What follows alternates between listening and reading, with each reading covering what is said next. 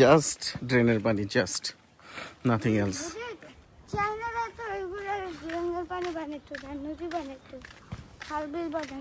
অবশ্য ওরা অনেক মানে ট্যালেন্ট, ওরা হচ্ছে এগুলো ট্রিট করে যে কিভাবে জিনিসটারে হ্যাঁ পরিষ্কার করা, ফিল্টার করা যায় পানি।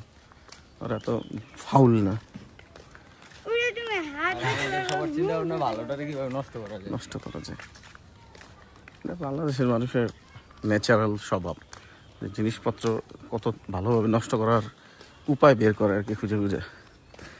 তবে এটা বিশাল বড় একটা ড্রেন, এটা কভার করা উচিত ছিল, আদারওয়াইজ এই জায়গা থেকে প্রচুর মশা টশা আবি যাবে। যদিও গ্রামের মানুষ মানে গ্রামে কেন জানি মশা একটু কম লাগে, আগের মতো নাই, এখন মশা লাগে বাট কম কম। নাকি গোসল না করি, বাসায় যায় ঠান্ডা আরামসে কলের পানিতে গোসল করে দেয়, সেটা আছে তো জোসে একটু খাই।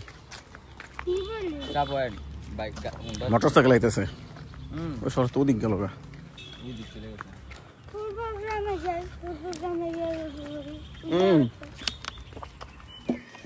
তো সামনে দিতে এলাম। পূর্বগ্রাম তো ঘুরে ফেলাইছে বালু দিয়া।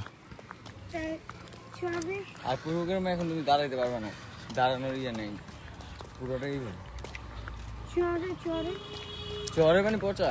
এই যে এরকম কালা পানি, গোসল করার জায়গা এইটাই, এইটার পানি একটু পরিষ্কার আছে, চলে যাই গোসল কর, সমস্যা কি? ঠিক আছে, কিন্তু তোর প্যান্টটা ভিজা অবস্থায় বাসা যাইতে হবে, বাসা যেয়ে শুকনা প্যান্ট পরতে হবে আর কি।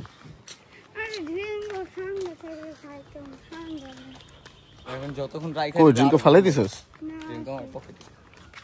লাভটা কি তাহলে?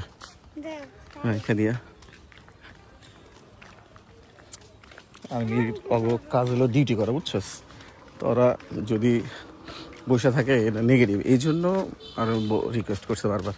অ্যান্ড উই রেসপেক্ট, আমাদের এটা অবশ্যই সম্মান জানানো উচিত, যেহেতু ওনারা মানা করছে আমাদের। তো আর ওনারা তো ভিডিও করার প্রশ্ন করে না, কি ভিডিও করবো না, ভিডিও করার দরকারটা কি? সেই জায়গায় মানুষ সেনাবাহিনী আজ দেখা হলো সেনাবাহিনীর সাথে ক্যাপ্টেন দিয়া পোস্ট যাবেন ক্যাপ্টেন।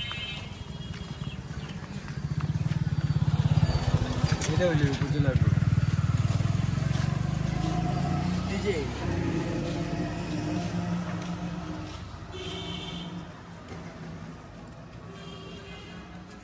উপজেলার রোড। তাহলে এটা ইয়ে গেছে শহীদুল স্কুল, এইটা এই রোডে। ও আচ্ছা।